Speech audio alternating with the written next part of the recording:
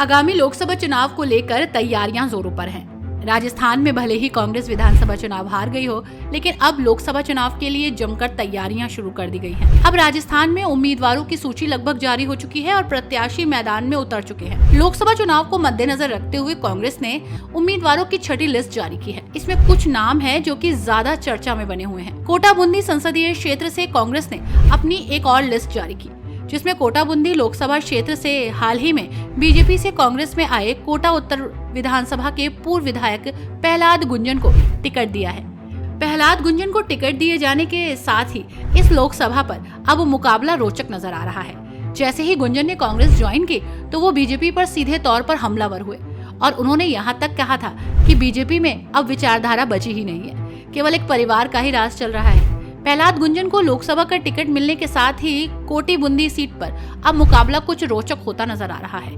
प्रहलाद गुंजन वसुंधरा राजे खेमे के कदावर नेता थे और लंबे समय से उनके काम बीजेपी में नहीं हो रहे थे, जिसके चलते वो कांग्रेस में जाने की घोषणा कर चुके थे। लेकिन टिकट पर बात अटक रही थी।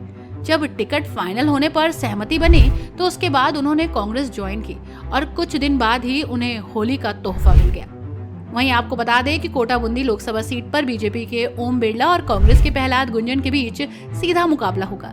ओम बिरला पिछले कई सालों से कोटा बूंदी संसदीय क्षेत्र में सघन संपर्क में हैं। कई बड़े कार्यक्रम भी उन्होंने आयोजित किए हैं। इसके साथ ही लोकसभा अध्यक्ष होने का भी उन्हें इस सीट पर फायदा मिलता नजर आ रहा है, जबकि इससे पूर्व भी वो सांसद रह चुके हैं। राजस्थान कांग्रेस उम्मीदवारों की एक और सूची में अजमेर से रामचंद्र चौधरी, राजसमंद से सुदर्शन रावत, भीलवाड़ा से डॉक्टर दामोदर गुर्जर, कोटा से प्रहलाद गुंजन को टिकट दिया गया है। कोटा बूंदी लोकसभा सीट की बात करें तो यहाँ पर 8 विधानसभा आती हैं, जिसमें 4 विधानसभा कांग्रेस के पास हैं, तो 4 विधानसभा पर बीजेपी का कब्जा है। कांग्रेस के पास कोटा उत्तर, पीपलदा बूंदी और केशव राय पाटन विधानसभा कांग्रेस के कब्जे में है, जबकि 4 विधानसभा कोटा दक्षिण, रामगंज मंडी, सांगौद और लाड़पुरा विधानसभा बीजेपी के कब्जे में है।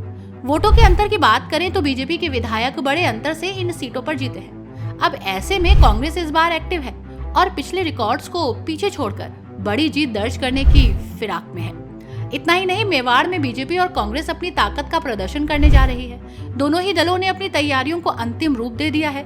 तो वहीं बीजेपी भजन लाल शर्मा सरकार के 100 दिन पूरे होने का जश्न भी मनाने जा रही है।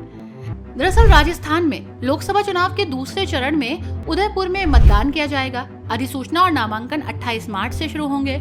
उदयपुर में 28 मार्च को भारतीय जनता पार्टी के प्रत्याशी पूर्व परिवहन उपायुक्त मन्नालाल रावत अपना नामांकन भरेंगे। बीजेपी के उदयपुर लोकसभा चुनाव संयोजक प्रमोद सामर ने बताया कि प्रत्याशी मन्नालाल रावत के नामांकन में 8 विधानसभा के सैकड़ों कार्यकर्ता पहुंचेंगे। तो वहीं कांग्रेस पार्टी की तरफ से उदयपुर लोकसभा से प्रत्याशी पूर्व आईएएस और उदयपुर जिले के जिलाधिकारी रह चुके ताराचंद मीणा है। ताराचंद मीणा 30 मार्च को नामांकन दाखिल करेंगे।